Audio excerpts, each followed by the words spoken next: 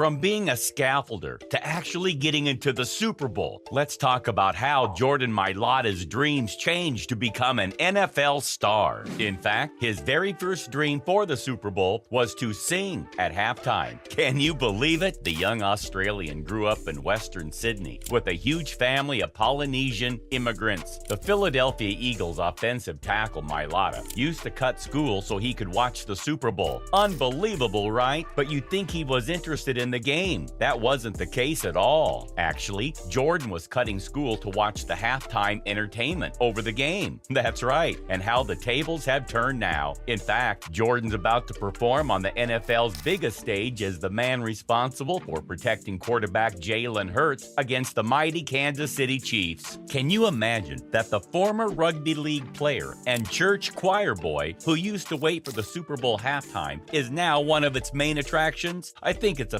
fantastic twist of fate, the 25-year-old said to the reporters in Philadelphia that as a child, he didn't really understand the game much. Instead, he'd mostly focus on the halftime performances. What's more, he'd dream about singing in the Super Bowl, definitely not playing in it. Seems like he never thought about being there when he was watching it. So, how did Jordan get from singing during the halftimes to playing at the Super Bowl? Well, the journey to this point wasn't smooth. After all, the Australian had to do odd jobs to pay the bills in between playing rugby. That's right. But for Jordan Mailata, a rugby player who has never played American football, a chance may be all he needs.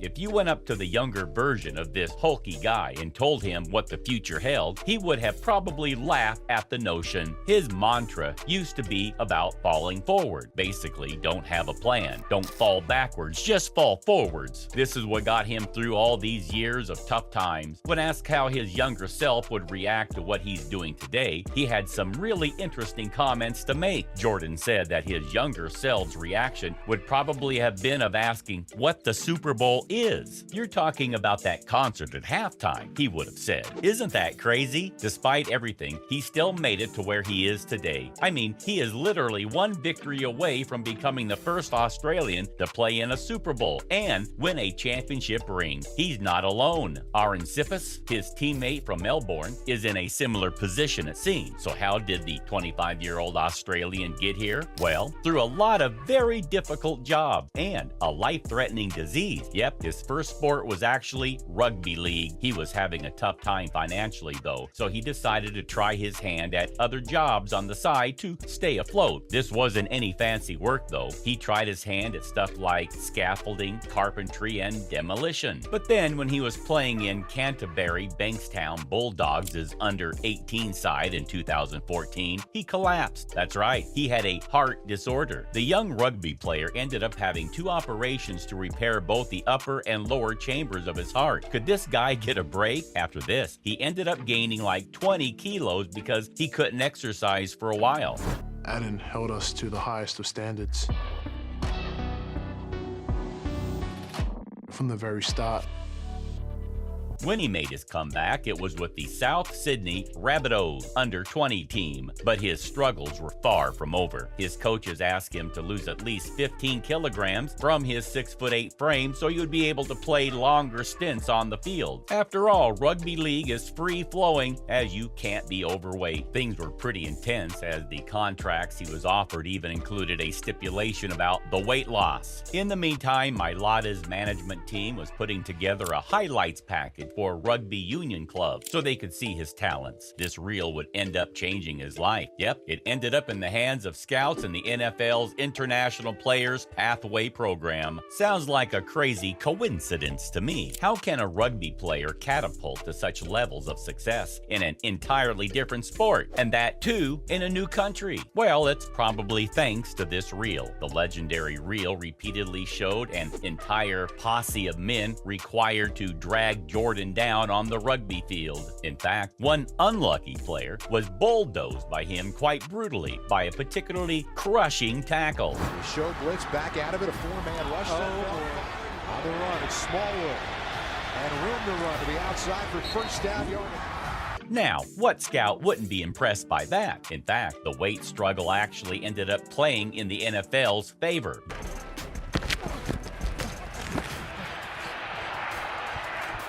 Jordan already had little to no body fat. His options were terrible: starve himself or chop off a leg. So he talked to his agency and they gave him some pretty good advice. They encouraged him to play a sport that would appreciate his bigger size. The Australian rugby player took a big risk and decided to switch. Mailata was about to try his hand at America's game, but seeing as he was completely new to the game, he had a lot to learn. Shocking everyone, Mailata managed to learn an impossibly technical sport without any experience in playing it. So many players had struggled to pick up the intricacies of American football. Many had been forced to give up, especially if they were from abroad. Even Mailata struggled. He said it took him an extensive period of development to learn techniques and improve. The Australian used to be the attacker in rugby and now had to switch. It was time to learn how to play from the defensive posture. This time around, though, his physical frame was in his favor. Finally, his massive size, which carried his weight well, was described as good musculation and thickness in the lower body. In fact, commentators would applaud his good physical traits. The International Pathway program shipped off Jordan to the IMG Institute in Florida, where he joined 4 other hopefuls. Their training was pretty brutal. They trained 12 hours a day, 7 days a week. This was all filmed for the NFL Network show called Undrafted. The former rugby player's luck began to shine. Even though he was inexperienced, the Eagles took a punt on him in the 7th round of the 2018 draft. 433rd pick in the 2018 NFL Draft,